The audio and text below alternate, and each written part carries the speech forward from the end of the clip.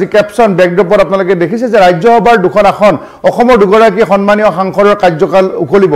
গতিকে তাৰ বাবে আমি আপোনালোকক ডিটেইলছ জনাব বিচাৰিছোঁ আৰু অসমৰ ৰাজ্যসভাৰ মুঠ সাংসদ হ'ল 7জন যেনেধৰণে আমাৰ লোকসভাৰ সাংসদ 14জন ঠিক তেনেধৰণে ৰাজ্যসভাৰো 7জন সাংসদ আৰু তেওঁলোকৰ কাৰ্যকালবিলাক কাৰোবাৰ যদি 22ত উকলিছে কাৰোবাৰ 26ত উকলিব কাৰোবাৰ 27ত উকলিব তেনেধৰণে অগাপিছা হৈ থাকে এইকাৰণে অগাপিছা হয় যে তেওঁলোকৰ টাৰ্মটো হ'ল 6 বছৰ এইখন হ'ল আমাৰ উচ্চ সদন ৰাজ্যসভা আৰু নিম্ন সদনৰ লোকসভাৰ কাৰ্যকাল 5 বছৰৰ এতিয়া আমাৰ দুজন সাংসদৰ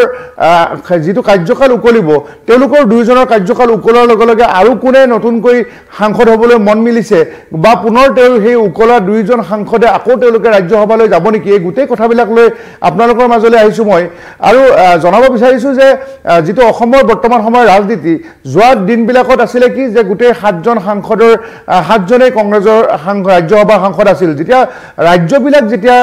এটা দলৰ পৰা আন এটা দললৈ শাসনভাৰ যায় তেতিয়া সেই যেটো দলে শাসনাধিষ্ঠ দল হৈ থাকে তাৰ পৰাই তেওঁলোকে ৰাজ্যসভালৈ আসন পঠিয়াব পাৰে বা সাংসদ পঠিয়াব পাৰে কাৰণ তেওঁলোকে ৰাজ্যসভাত যেনে ধৰণে এই 6 বছৰৰ মূৰে মূৰে আসনবিলাক খালী হয় তেতিয়া ৰুলিং পাৰ্টিয়ে নিজৰ নিজৰ চইচ পছন্দৰ কেণ্ডিডেট তেওঁলোকে নতুন দিল্লীলৈ ৰাজ্যসভালৈ উচ্চ সদনলৈ পঠিয়ায় এতিয়া লাষ্ট আমি দেখিছিলোঁ যে ভুৱনেশ্বৰ কলিতাই যেতিয়া জইন কৰিছিলে বিজেপিত তেতিয়া অমিত শাহে কৈছিলে আহি গুৱাহাটীত যে কলিতাজীকো ৰাজ্যসভা মে ভেজনা হোগা আৰু তেনেধৰণে ভুৱনেশ্বৰ কলিতা ৰাজ্যসভালৈ গৈছিলে বা পৰৱৰ্তী সময়ত আমি দেখিছিলোঁ যে পবিত্ৰ বাৰঘেৰিটা ৰাজ্যসভালৈ গৈছিলে সৰ্বানন্দ সোণোৱালে ৰাজ্যসভালৈ গৈছিলে কিন্তু সৰ্বানন্দ সোণোৱালে আকৌ তেওঁ ডিব্ৰুগড়ৰ পৰা যেতিয়া জয়লাভ কৰিলে সেইখন এখন খালী হ'ল ৰামেশ্বৰ তেলীক তেনেধৰণে ৰাজ্যসভালৈ পঠিয়াই দিয়া হ'ল কামাখ্যা প্ৰসাদ তাছাও ৰাজ্যসভালৈ গৈছিলে তেখেতে যেতিয়া পুনৰবাৰ এই লোকসভাৰ কাজিৰঙা আসনৰ পৰা জয়লাভ হ'ল তেতিয়া ৰাজ্যসভাখন খালী হওঁতে মিছন ৰঞ্জন দাসক সেই আসনখনত পঠিয়াই দিলে আৰু এখন যেটো বিজেপিৰ তেওঁলোকৰ ৰুলিং পাৰ্টিৰ পাৰ্টনাৰ UPPLৰ ৰণগৌৰা নাৰ্জাৰীক এখন দিছে ৰাজ্যসভাত আৰু অসম গণ পৰিষদক বীৰেন্দ্ৰ প্ৰসাদ বৈশ্য প্ৰাক্তন তেখেতে কেন্দ্ৰীয় তীখা মন্ত্ৰী আছিলে 96ৰ দেবেগৌড়া আৰু গুজৰাল মন্ত্ৰীসভাৰ আৰু সেই বীৰেন্দ্ৰ প্ৰসাদ বৈশ্যক এতিয়া ৰাজ্যসভা সাংসদ হিচাপে অসম গণ পৰিষদৰ দলক বিজেপিয়ে সাপোৰ্ট দিয়াৰ কাৰণে পাৰ্টনাৰ হিচাপে তেওঁ দিল্লীত আছে বৰ্তমান দিল্লীলৈ নিৰ্বাচিত হৈছে গতিকে আৰু এজন যেতিয়া বিৰোধী তিনিখন আসন যেতিয়া অসমত নিৰ্বাচন হয় তেতিয়া 3 নম্বৰ আসনখন বিৰোধীয়ে পঠিয়াব পাৰে বিৰোধীৰ হাতত সেইখিনি অংক আছে কাৰণ 40 to 42 আসন 42 জনৰ যেটো বিধায়কৰ সমৰ্থন প্ৰথম কেণ্ডিডেটক লাগে সেকেন্ড কেণ্ডিডেটক 42 জনৰ সাপোৰ্ট লাগে আৰু থাৰ্ড কেণ্ডিডেটক তেতিয়া 37 মান হলে হৈ যায় আৰু তেনেধৰণে যদি AIDF আৰু কংগ্ৰেছে মিলি বা অন্যান্য ইন্ডিপেন্ডেন্ট কেণ্ডিডেট বিলাকে মিলি অজিত কুমাৰ ভূঞাক পঠিয়াইছিলে গতিকে অজিত কুমাৰ ভূঞা 2026 চনৰ এপ্ৰিল মাহত তেখেতৰ কাৰ্যকাল উকলিব আৰু সেই সময়তে কাৰ্যকাল উকলিব ভুৱনেশ্বৰ কলিতা আৰু সেই সময়তে ৰামেশ্বৰ তেলীৰো 26 চনত উকলিব মানে 2026 চনত 3জন সাংসদ কাৰ্যকাল উকলিব তাৰ পিছত তেওঁলোকৰ ভাগ্যপুৰ উদয় হয়নে নাই সেই সময়ত জানিব পৰা যাব কিন্তু এই মুহূৰ্তত আমাৰ যেটো বিষয়বস্তু আছিল যে দুজন সাংসদৰ কাৰ্যকাল উকলিব সেই দুজন কোন সেইখিনি কথা আমি প্ৰথমতে জনাই লওঁ সেই দুজন হ'ল এজন হ'ল বীৰেন্দ্ৰ প্ৰসাদ বৈশ্য তেখেতৰ অহা 14 জুনত তেখেতৰ কাৰ্যকাল উকলিব মাজত মাত্ৰ এক্সক্লুসিভলি একদম নালাৰাকৈ মাৰ্চ মাহটো আৰু এপ্ৰিল মাহটো মে মাহটো 3 মাহ আছে গতিকে জুন মাহত তেখেতৰ কাৰ্যকাল উকলিব দ্বিতীয়তে মিছন ৰঞ্জন দাস যোৱা 20 আগষ্ট 2024 চনত যেতিয়া কামাখ্যা প্ৰসাদ তাছাৰ পোষ্টটোত হেতু ৰাজ্যসভালৈ নিৰ্বাচিত হৈছিল গতিকে মিছন ৰঞ্জন দাসে একেবাৰে মাত্ৰ এবছৰ সময়হে তেখেতে পালে তেখেতে এই জুনৰ 14 তাৰিখে তেখেতৰ কাৰ্যকাল উকলিব এতিয়া বিজেপি চাৰিবাৰৰ যিগৰাকী উত্তৰ কৰিমগঞ্জৰ এই বৰাকৰ জ্যেষ্ঠ বিধায়ক মিছন ৰঞ্জন দাস তেখেত এতিয়া বৰ্তমান MP হৈ আছে ৰাজ্যসভাৰ উচ্চ সদনৰ গতিকে তেখেতৰ কাৰ্যকাল উকলাৰ পিছত তেখেতে পুনৰ দিল্লীলৈ বা ৰাজ্যসভালৈ নিৰ্বাচিত হোৱাৰ কাৰণে মনত এটা আশা পুহি থৈছে আৰু তেখেত এজন সিনিয়ৰ বিজেপি লিডাৰ হিচাপে হয়তো মই নাভাবো যে তেখেতক নিদিয়াকৈ অন্য এজনক দিব কাৰণ কিয় সিনিয়ৰ পলিটিচিয়ান বিজেপিৰ এতিয়া প্ৰয়োজন কাৰণ কবিন্দ্ৰ পুৰকায়স্থ বয়স হৈছে বিজয়া চক্ৰৱৰ্তীৰ বাইদেউৰ বয়স হৈছে তেনে ক্ষেত্ৰত ৰাজেন বৰগোহাঁই এতিয়া যেহেতু ৰাজেন গোহাঁই যেহেতু তেখেতে ৰাজেন গোহাঁই ৰাজনীতিৰ এতিয়া মানে তেখেতে বিখম্বাদ কৰি আছে বিভিন্ন সময়ত আৰু ৰমেন বৰঠাকুৰক ৰমেন ডেকাক আপোনাৰ দায়িত্ব দিলে আপোনাৰ ৰাজ্যপালৰ গতিকে জ্যেষ্ঠ নেতাকো সংস্থাপনৰ যেটো বিজেপিত কুচকাৱাজ চলিছে তেনেধৰণে মিছন ৰঞ্জন দাসকো পুনৰ ৰাজ্যসভালৈ পঠিয়াই দিয়াৰ এটা সম্ভাৱনা আছে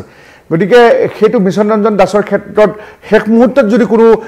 মানে যদি কোনোবাই ওপৰতে আহি নাযায় তেতিয়াহলে হেতু মিছন ৰঞ্জন দাসে পুনৰবাৰ উচ্চ সদনলৈ যাব হেতু হল এটা আৰু এজন সাংসদ হল বীৰেন্দ্ৰ প্ৰসাদ বৈশ্য এটা বীৰেন্দ্ৰ প্ৰসাদ বৈশ্য অসম গণ পৰিষদকতো এখন দিব লাগিব সিদিনা যোৱা দুদিন আগত ৰমেন্দ্ৰনাথ কলিতাই আমাক কৈছে যে অসম গণ পৰিষদ আমি শাসকীয় NDA পাৰ্টনাৰ গতিকে আমাৰ UPPLক এখন দিয়া আছে ৰণগুৰা নাৰ্জাৰী আমাকো এখন দিব লাগিব এতিয়া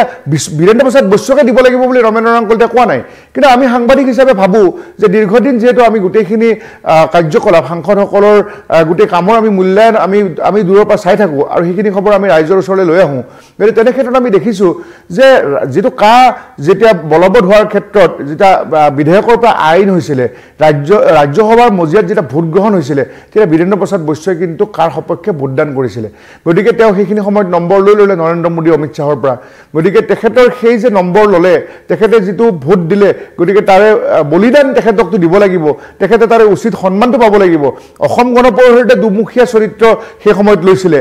হাউচৰ ভিতৰত বীৰেন্দ্ৰ প্ৰসাদ বৈশ্যই ভোটটো দিছিলে কাৰ সপক্ষে আৰু বাহিৰত আহি উচ্চতম ন্যায়ালয়ত সুপ্ৰিম কোৰ্টত আকৌ অতুল বৰা কেশৱ মহন্তক কেছ কৰিছিলে এতিয়া সেইবিলাক কথা এটা বেলেগ বিষয় কিন্তু বীৰেন্দ্ৰ প্ৰসাদ বৈশ্যই যেহেতু এটা সময়ত দেৱেগৌড়া মন্ত্ৰীসভাৰ বা IK গুজৰালৰ মন্ত্ৰীসভাৰ তীখা দপ্তৰৰ মন্ত্ৰী আছিলে অসম গণ পৰিষদ দলৰ পৰা গৈ তেতিয়া দুগৰাকী মন্ত্ৰী আছিলে এগৰাকী কেন্দ্ৰীয় মন্ত্ৰী আছিলে বীৰেন্দ্ৰ প্ৰসাদ বৈশ্য আৰু ৰাজ্যিক মন্ত্ৰী আছিলে তেতিয়া শিক্ষা দপ্তৰৰ মহিৰাম শইকীয়া নগাঁৱৰ পৰা গৈ গতিকে এই বীৰেন্দ্ৰ প্ৰসাদ বৈশ্যৰ এটা অভিজ্ঞতা আছে লোকসভাৰ মজিয়াতে হওক বা ৰাজ্যসভাৰ মজিয়াতে দীৰ্ঘদিন ধৰি নতুন দিল্লীত সাংসদ হিচাপে কাৰ্যনিৰ্বাহ কৰিছে গতিকে বীৰেন্দ্ৰ প্ৰসাদ বৈশ্যই বিচাৰিব যে পুনৰবাৰ মোক 2025 চনৰ 14 জুনত খালী হ'বলগীয়া ৰাজ্যসভা আসনখনত মোকেই দিয়ক গতিকে তেখেতৰ যিটো ইচ্ছা সেই ইচ্ছাটো অসম গণ পৰিষদ দলৰ যে মজিয়াত পুনৰবাৰ তেখেতে দোহাৰিব এই কথাটো আমি বীৰেন্দ্ৰ প্ৰসাদ বৈশ্যৰ সূত্ৰৰ পৰা বা অসম গণ পৰিষদৰ চ'ৰ্চৰ পৰা আমি জানিব পাৰিছোঁ গতিকে যিহেতু আমি নিজে অসম নৰ্থ ইষ্টে আমি এই কথাটো প্ৰথমতে আমি পেকেজ কৰিছোঁ আমি লাইভৰ জৰিয়তে ৰাইজক জনাইছোঁ যে ৰাজ্যসভাৰ আসন 3 মাহৰ পিছত আকৌ দুখন খালী হ'ব গতিকে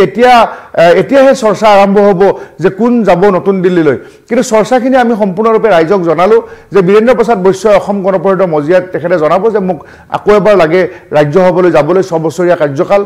হয় বীৰেন্দ্ৰ প্ৰসাদ বৈশ্যৰ বয়স হৈছে কিন্তু হ'লেও তেখেতে যিহেতু সিদিনা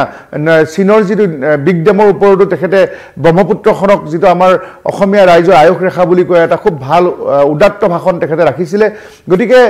তেনেধৰণে তেখেতে শেষ মুহূৰ্তত কাৰ্যকাল উকলিবলৈ 3 মাহ থকা অৱস্থাত এতিয়াও নম্বৰ ল'বলৈ আপ্ৰাণ চেষ্টা অব্যাহত ৰাখিছে তেখেতে নিজৰ যিটো পাৰফৰ্মেন্স এই পাৰফৰ্মেন্স দেখুৱাবলৈ এতিয়াও চেষ্টা অব্যাহত ৰাখিছে হয়তো তেখেতে বিচাৰিছে যে 2025 চনৰ পৰা আৰু 5-6 বছৰৰ কাৰণে 31 চনলৈকে ৰাজ্যসভালৈ যোৱাৰ হয়তো মন মেলিছে আৰু তেখেতে যদি অসম গণ পৰিষদৰ দলৰ মজিয়াত যদি তেখেতে আকৌ এবাৰ যাম বুলি কয় তেখেতক ৰখাব বুলিও মই নাভাবোঁ গতিকে তেনে ক্ষেত্ৰতে আপোনালোকক মই জনাওঁ যে 2025 চনৰ এই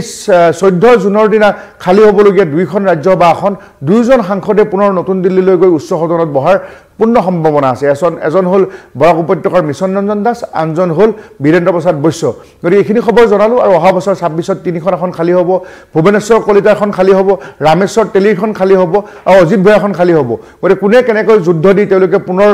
তেওঁলোকে ৰাজ্যসভালৈ 3জনে কণ্টিনিউ কৰিব পাৰে নে নাই এতিয়া AUDFৰ লগত কংগ্ৰেছৰ সম্পৰ্ক ফাট মেলাৰ পিছত অজিত কুমাৰ ভূঞাৰ সেই সুযোগ আহে নে নাহে গোটেই কথাবিলাক আপোনালোকে মূল্যায়ন কৰিব আপোনালোকে কমেণ্ট কৰিব লাইক কৰিব আপোনালোকে জনাব আৰু বাতৰিটো শ্বেয়াৰ কৰি দিব যাতে সকলোৱে জানিব পাৰিব যে আমাৰ অসমৰ 7খন ৰাজ্যসভা আসনৰ ভিতৰত 2খন খালী হ'বলৈ গৈ আছে গতিকে এতিয়া 7জন সাংসদ মই 7জন সাংসদৰ নামটো অকণমান মনত পেলাই আপোনালোকক কওঁ যে ইয়াত পবিত্ৰ মাৰ্ঘেৰিটা এজন ভুৱনেশ্বৰ কলিতা 2জন তাৰপিছত বীৰেন্দ্ৰ প্ৰসাদ বৈশ্য 3জন ৰণগুৰা নাৰ্জাৰী 4জন আৰু ৰণগুৰা নাৰ্জাৰীৰ লগতে ইয়াতে অজিত কুমাৰ ভূঞা 5জন মিছন ৰঞ্জন দাস 6জন আৰু এগৰাকী থাকি গ'ল আসলতে মুঠতে 7গৰাকী আছে 7গৰাকী অসম গণ পৰিষদ দলৰ পৰাটো দিয়া আছে বীৰেন্দ্ৰ প্ৰসাদ বৈশ্যক UPPLৰ পৰা দিয়া আছে ৰণগুৰা নাৰ্জাৰীক 2জন হৈ গ'ল এজনটো ইণ্ডিপেণ্ডেণ্ট বুলি ধৰি লওক অজিত কুমাৰ ভূঞা এইটো হৈ গ'ল আপোনাৰ 3জন হৈ গ'ল গতিকে আৰু 4জন হ'ল ভুৱনেশ্বৰ কলিতা আছে ভুৱনেশ্বৰ ৰামেশ্বৰ তেলী আছে পবিত্ৰ মাৰ্ঘেৰিটা আছে গতিকে তেওঁলোকে নিজৰ কাৰ্যভাৰ মুঠতে 7জন সাংসদে এতিয়া ৰাজ্যসভাক আমাৰ অসমৰ পৰা গৈ তেওঁলোক আছে আৰু লোকসভাত 14জন সাংসদ আছে গতিকে এতিয়া মাজে মাজে যেতিয়া খালী হ'ব বা কোন নতুন আহিবলৈ বিচাৰিব এই খবৰখিনি অহাৰ লগে লগে আপোনালোকৰ ওচৰত বাতৰিটো লৈ আহিছোঁ গতিকে আপোনালোকে চাব আৰু আপোনালোকে জনাব যে কাৰ সম্ভাৱনা বেছিকৈ আছে আপোনালোকৰ মনৰ ভাৱখিনিও আপোনালোকে জনাব পাৰিব এইখিনি সময়ত লাইভৰ জৰিয়তে আপোনালোকৰ ওচৰত আমি এইখিনিয়ে জনালোঁ ধন্যবাদ